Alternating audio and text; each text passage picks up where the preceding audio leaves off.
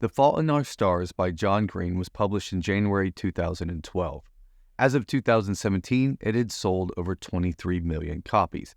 Now that's the most recent stats I could find, so we can assume now in 2024, it's sold somewhere north of that. Now this puts it in a category of one of the best-selling books of all time. And right now I'm going through and I'm studying lots of different lovers' meet scenes from lots of different works of fiction for our upcoming workshop that's focusing on this really important obligatory moment in storytelling. And so I decided to take a look at this book. It's a best-selling book.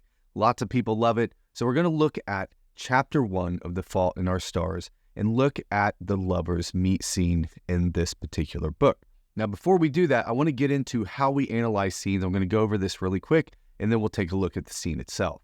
The inciting incident of the scene is when the protagonist's life is knocked off balance, when some sort of chaos comes into their life, something unexpected, and knocks their plans out of whack. Now, this doesn't mean your protagonist is just sitting around not doing anything, waiting for an inciting incident. No, they're living their life. They have a plan of how their life is going to go for that day, even if it's not a great plan. Or they think their life is not going well, that's totally fine. They just have a plan. They're after something, and then something comes in and knocks that off balance. That's the inciting incident.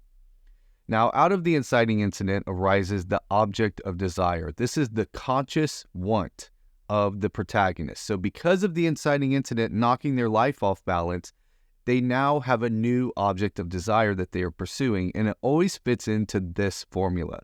The protagonist wants A without having to B. So they want something, but they want it without having to do something else or without having to give up something else. This is how life works, right? We don't get to have our cake and eat it too. This is where the conflict of the scene comes from, is that they want something, but there's something in their way that they're trying not to have to do or trying not to have to give up. Now, as they pursue that object of desire, we start having progressive complications. So they try something and it doesn't work, and it starts creating tension between A and B. And then they try the next thing and it doesn't work. And then they try the next thing and it doesn't work. And it's like a rubber band being stretched of they're still trying to get A without having to do B. It's like they have one foot on the dock and one foot on the boat, and the boat is starting to float away, and they're going to have to make a decision. Now, these progressive complications build to a turning point. And this is the moment where your protagonist realizes they're not going to be able to get A without having to B. So they're either not going to get what they want, they're not going to get A, or in order to get A, they're going to have to do that thing they don't want to do or give up that thing they don't want to give up. When something outside the protagonist makes them realize they're not going to get their object of desire. Well, this gives rise to the crisis. And the crisis is the fact that they either don't get A, or they get A, but they have to B. And this is the crisis. Will they do A or will they do B? That's the whole crisis. It's always a binary choice. And the climax is when the protagonist acts on the choice. So this is not when they make the decision, because that's often in their head and we don't see that on the page. It's when they actually act on the choice that they make. That is the climax, which leads to the resolution, which is how does the arena, how does the world around them, how do the other characters respond?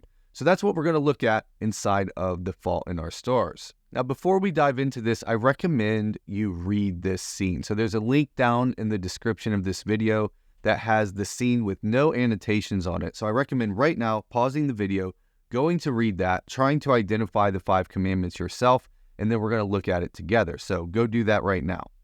Okay, so let's dive into the scene. So a lot of the preamble of this chapter is getting us into the world, letting us know more about what's going on.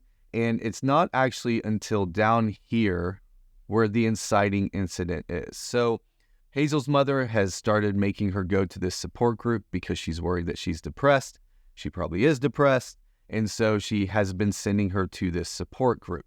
Now, it is not her getting sent to the support group that has knocked her life off balance for this particular scene, because she has been going to the support group. So even though she gets into her argument with her mom about whether or not she can stay home and watch America's Next Top Model, or she has to go to the support group and her mom makes her go, she kind of knew that was coming. That was normal life. That's what her mom keeps making her do. So she goes to this support group thinking it's going to be just like every other meeting where she shows up for an hour, it's super boring and depressing, and then she gets to go home. But there's a new boy there, and he's staring at her. And that is the inciting incident. That is the thing that knocks her life off balance. That is the moment of chaos in her life that comes in because she doesn't know what to do. And then, as a result, we have an object of desire. Now, what she wanted coming into this scene was to just get through this and go home so she can keep watching her America's Next Top Model marathon. That was her goal.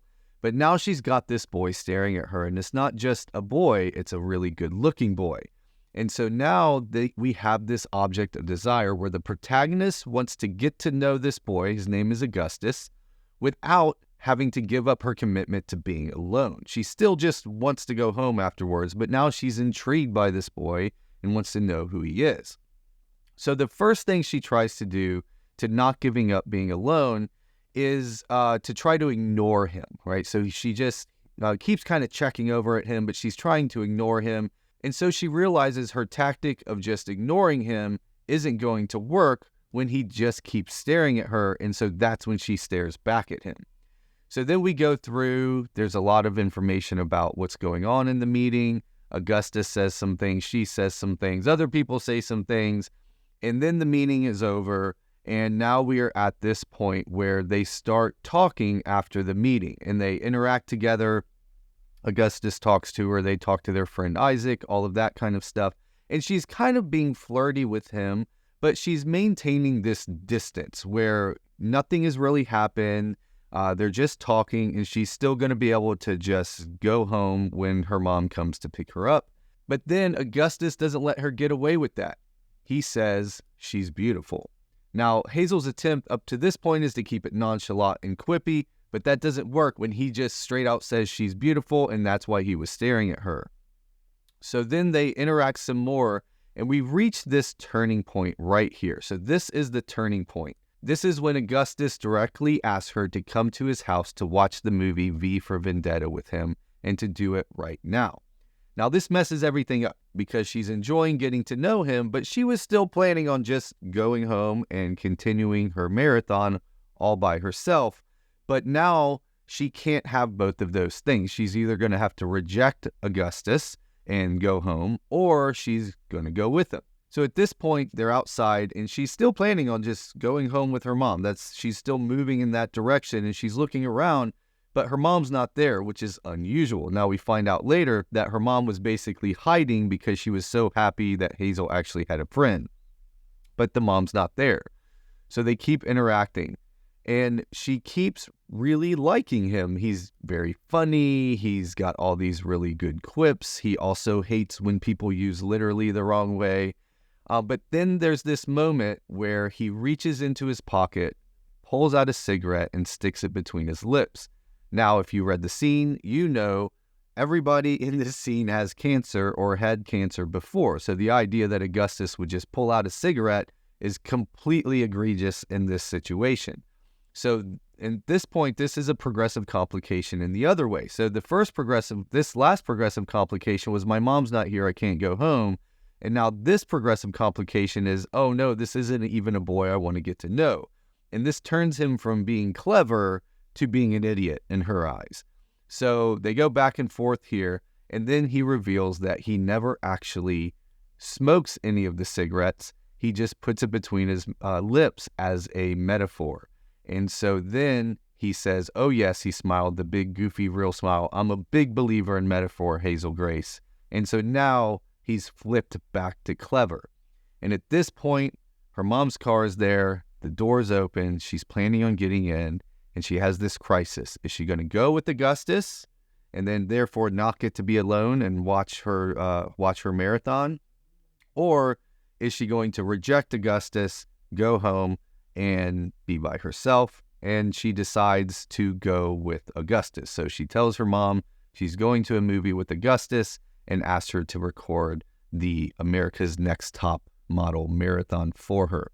Now, the resolution of the scene is off the page. It's actually the next chapter because we see her in the car with him, which is totally fine. But I really like this scene. It's a really great scene around a lover's meet, because we have this back and forth about, are they going to like each other? Are they not going to like each other?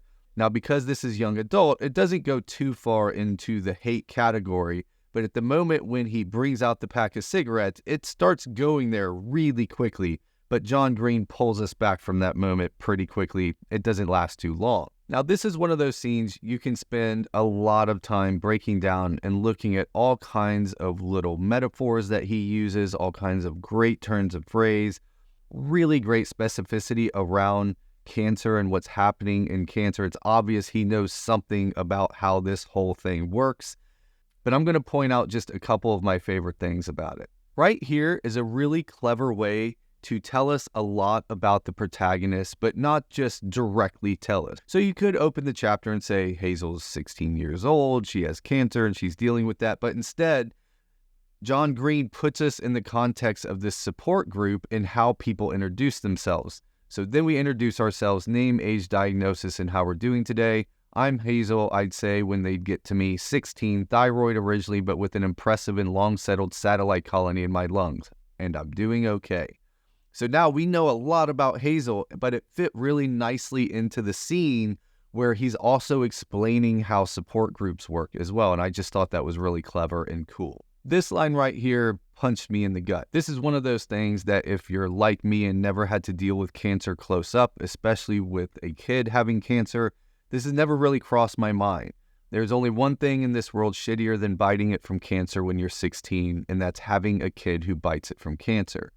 And the way that describes the pressure that she must feel just being alive, I just thought it was a really great explanation of that. Really great turn of phrase, while also staying true to the character and true to this 16-year-old girl telling this story in first person. That wraps up our scene breakdown of Chapter 1 of The Fault in Our Stars by John Green. If you're writing a story for this age group, this is a book you should look at. It's one you should study. It's done really well, and it's beloved by readers all over the world. If you're wondering who I am, my name is Tim Grahl. I'm the CEO of StoryGrid, and I'm the author of The Threshing, Your First 1,000 Copies, and Running Down a Dream.